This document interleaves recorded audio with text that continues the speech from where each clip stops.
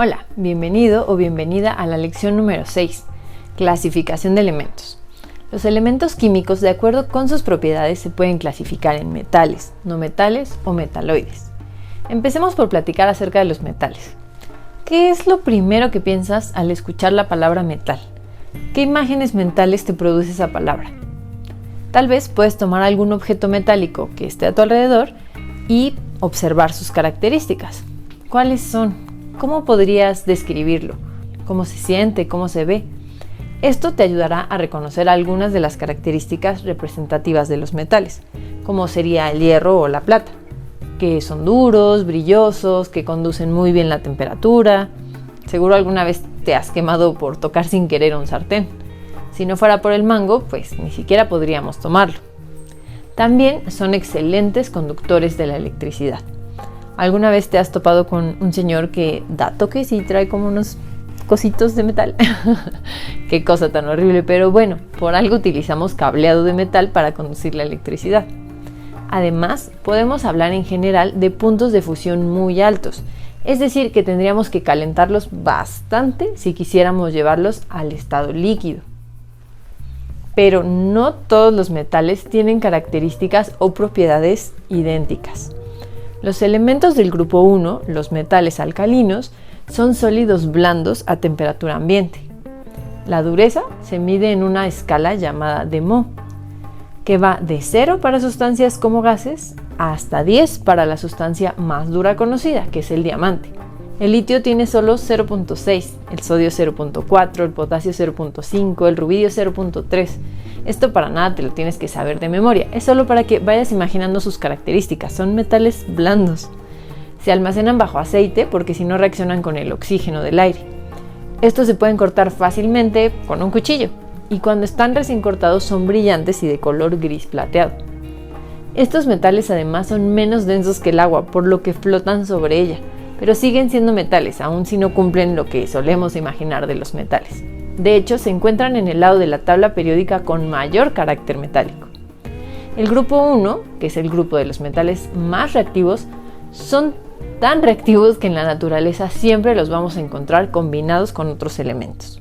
El sodio, por ejemplo, lo vamos a encontrar en forma de sal disuelta en el mar, cloruro de sodio, en yacimientos de salitre, entre otros. La reactividad de los metales aumenta hacia abajo en el grupo. Claramente, como recordarás, todos los elementos del grupo 1 tienen un único electrón en el último nivel de energía o en la capa más externa del átomo, por lo que este es el que pondrán para formar compuestos. Con esto nos vamos a referir a algo que se llama número de oxidación y vamos a decir que es +1, porque van a poner ese electrón. Ahora, los metales alcalino-térreos, que son del grupo 2, en la capa externa tienen 2 electrones. Y esos 2 electrones son los que van a poner en juego al formar compuestos, así que su número de oxidación es +2. El estroncio y el bario, igual que los metales alcalinos, se debe guardar en aceite, pero los primeros, berilio, magnesio y calcio, pueden tenerse al aire libre, porque producen una capa de óxido que ya los protege de seguir reaccionando con el oxígeno. Todos son brillantes y de color gris plateado, al menos cuando recién los cortamos. En cuestión de dureza en la escala de Mohs, el berilio tiene 4 puntos, el magnesio 2, el calcio 1.5, el estroncio 1.8 y el bario 1. Recuerda que 0 serían los gases y 10 el diamante. Nuevamente, los metales del grupo 2 son muy reactivos. Tampoco los vamos a encontrar en estado puro en la corteza terrestre, pero se encuentran en enormes cantidades sus compuestos. Estos metales se encuentran entre los compuestos más comunes que forman las rocas, la corteza terrestre, por eso se llaman alcalino-térreos. Por ejemplo, las rocas como la roca caliza, que es el carbonato de calcio, o la dolomita, que es un compuesto de carbonato de calcio y magnesio, se encuentra en grandes cantidades. Ahora, si vamos un poco más a la derecha en la tabla periódica, el aluminio, el hierro, el cobre, el zinc, el plomo, son metales que tienen un aspecto metálico más familiar, más característico. Metales que además se utilizan ampliamente en la industria. Todos estos son dúctiles, lo que significa que puede hacerse alambres con ellos, y también son maleables. Esto quiere decir que pueden ser forjados sin romperse, se les puede dar otra forma. En la escala de dureza, el aluminio está entre un 2 y un 3, el hierro entre un 4 y 5, el cobre y el zinc en 2.5 y el plomo en 1.5. Estos metales además son ejemplos de fuentes no renovables, es decir, en la corteza terrestre existen solo ciertas cantidades de minerales que los contienen y si se acaban, pues se acabaron. Además no son nada fáciles de extraer.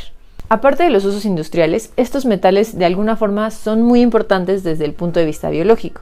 El hierro, el zinc y el cobre son desde luego vitales para los seres humanos. Todos se encuentran en el cuerpo. El plomo no, el plomo es tóxico, ese no debería encontrarse en el cuerpo. Claro, antes no lo sabíamos y hacíamos maquillaje y pintura y tuberías de plomo y juguetes, pero bueno, en todo lo poníamos, ahora sabemos que es tóxico. Estos metales no son tan reactivos como los del grupo 1 y 2, con respecto a los electrones que ponen para formar enlaces. Como dije antes, los del grupo 1 ponen un electrón, los del grupo 2 ponen 2, pero estos metales tienen al menos 2 opciones para poner.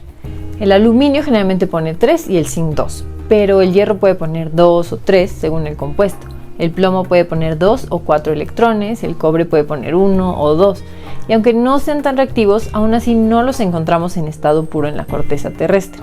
Solo el cobre, que es el menos reactivo, lo llegamos a encontrar en estado puro, es decir, solito, pero en cantidades muy pequeñitas. Los demás los vamos a encontrar como minerales. Ahora, regresemos al objeto que tienes. La verdad es que es muy probable que lo que tengas en las manos, aunque sea metálico, no sea un metal en estado puro, sino una aleación, ya que un metal puro a menudo no tiene las propiedades exactas que se necesitan para algún uso específico. Por ejemplo, a veces es necesario que un metal sea muy duro, pero también sea un excelente conductor de la electricidad. El cobre es un buen conductor, pero es blando. El zinc es bastante duro, pero no es un buen conductor. Pero si se funde la mezcla exacta de cobre y zinc, se tiene una mezcla líquida de los dos metales, una aleación. Y cuando esto se enfría y se solidifica, tiene las propiedades de los dos. Así que, qué chido, ¿no? Esta aleación en específico se llama latón. Y las aleaciones son soluciones sólidas de metales. Como podrás suponer, las soluciones sólidas o las aleaciones son consideradas mezclas homogéneas, ya que no podemos observar sus componentes y no se producen reacciones químicas que formen un compuesto nuevo, simplemente son una combinación. Otros ejemplos de aleaciones son el bronce, que es una mezcla de cobre con estaño, el latón, que es cobre y zinc, las amalgamas que ocupaban los dentistas, por ejemplo, eran una mezcla de mercurio, plata, estaño y cobre. El peltre, que a lo mejor lo has visto en alguna cocina, en tazas, platos, ollas, etc., es una aleación de cobre, plomo, estaño y antimonio. Y es muy utilizado porque es muy ligerito, pero además conduce muy bien el calor. El oro blanco, por ejemplo, es una aleación que puedes encontrar en muchas joyas y objetos decorativos. Es una mezcla de oro, níquel, paladio o puede ser manganeso. Está súper bien porque las joyas hechas con oro blanco son más ligeras y permiten emplear una menor cantidad de oro de este metal precioso. O sea que es más barato, pues. Ahora, si hablamos de los no metales, encontraremos características que tienden hacia lo opuesto de lo que hemos platicado. Claro, igual tienen sus características particulares por grupos o hasta por elemento, pero en general estos se pueden encontrar en los 3 estados de la materia a temperatura ambiente.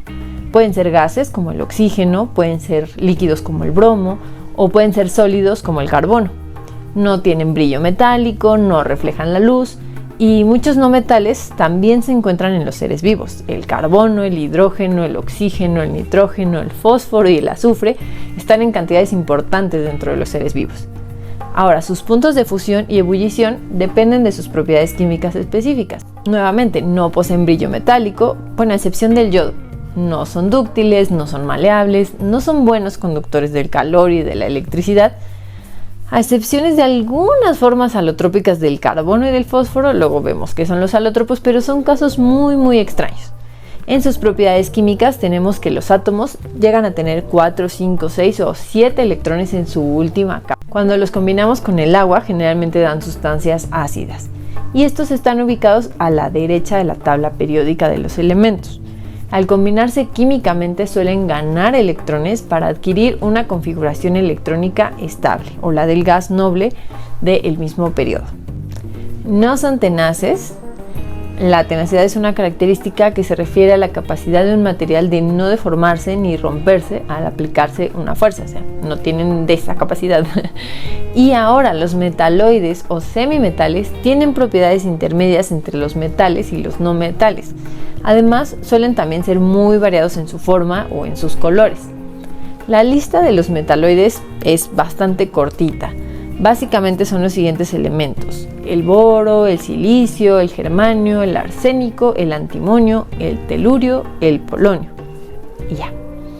La mayoría de los metaloides son semiconductores, es decir, se pueden comportar como conductores o como aislantes y transmiten la electricidad mejor en un sentido que en otro, en lugar de conductores completos como los metales o de no conductores como los elementos no metálicos. Por esto suelen ser utilizados en la industria de la fabricación electrónica. Los metaloides conducen la energía calorífica mejor que los elementos no metálicos sin alcanzar la alta conductividad de los elementos metálicos. Están siempre como en este punto intermedio. Ahora, si hablamos de qué tan reactivos son, los metaloides reaccionan distinto dependiendo de si están en presencia de un elemento metálico, que en ese caso reaccionan como si ellos fueran un no metal, o cuando están con un elemento no metálico, porque entonces reaccionan como si fueran un metal. Ahora sí que dime con quién te juntas y te diré quién eres. Si bien algunos metaloides son indispensables para la formación de moléculas vitales, también es posible que representen un peligro para la salud. Es decir, algunos de estos en ciertas cantidades pues son tóxicos, como el boro o el arsénico. Pueden llegar a ser letales. Y, por ejemplo, el polonio pues es un elemento tóxico y altamente radioactivo. Es potencialmente cancerígeno, inmunosupresor y mutagénico. La mayoría de los metaloides suele mostrarse en estado sólido a temperatura ambiente, ya sea en forma de cristales como el arsénico o de bloques que son un poco opacos y quebradizos como el germanio. Sin embargo, algunos presentan propiedades curiosas en cuanto al cambio de fases. Por ejemplo, el arsénico pasa directamente de sólido a gas, algo que se llama sublimación, en presencia de calor y a presiones atmosféricas normalitas. Los metaloides son muy diversos en su caracterización atómica. Existen algunos con gran peso atómico, como el polonio o el antimonio, y otros más bien livianitos, como el boro y el silicio, con su configuración electrónica que puede tener en la última capa distinta cantidad de electrones: 3 en el boro, 4 en el silicio y en el germanio, 5 en el arsénico y en el antimonio, 6 en el telurio, polonio, etc. Algunos metaloides son sumamente abundantes en la corteza terrestre, como el silicio, que forma numerosos compuestos llamados silicatos, o también el arsénico. El boro, por su parte, existe abundantemente, pero como parte del mineral llamado bórax, ya que no existe en un estado libre y puro en la naturaleza. El polonio, en cambio, es bastante raro y aparece solo como parte de ciertos minerales de uranio. Eso es todo por esta lección, así que nos vemos hasta la próxima.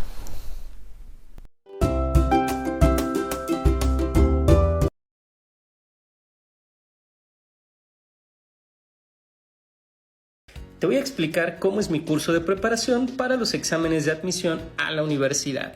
Mira, primero todas las clases son virtuales, se las damos a los estudiantes en sesiones en vivo a través de Zoom. Abarcamos todas las materias que te pueden preguntar en los principales exámenes de admisión de México: matemáticas, física, química, biología, español, historia universal, historia de México, geografía, filosofía, literatura, defensa contra las artes oscuras, criaturas mágicas, pociones y adivinación. Bueno, las últimas no. Todos los estudiantes del curso tienen acceso a un grupo privado de Facebook. En este grupo privado de Facebook se quedan grabadas todas las sesiones, por si no pudieron asistir a alguna, pues la puedan ver en diferido, o por si quieren repasar alguna clase a la que sí hayan asistido. Todos los profesores que impartimos clases en este curso, pues tenemos los conocimientos y habilidades necesarios para compartirles el conocimiento que requieren para entrar a la universidad. Además, todos los contenidos que les vamos generando se van quedando organizados en una sección del grupo para que lo puedan estudiar en el orden adecuado. Te vas a encontrar videos de las clases, después te vas a encontrar ejercicios, algunas infografías, algunos cuestionarios, algunos exámenes de simulación y todo lo necesario para que puedas presentar tu examen de admisión. Tenemos clases de lunes a viernes prácticamente de 8 de la mañana a 8 de la noche, pero cada estudiante es libre de elegir el horario de clases al que puede asistir. Así que más que un curso es acceso a una escuela virtual. Una escuela virtual que mediante un costo mensual te va a dar acceso a todo el material y todo el contenido para que te prepares para cualquier examen de admisión.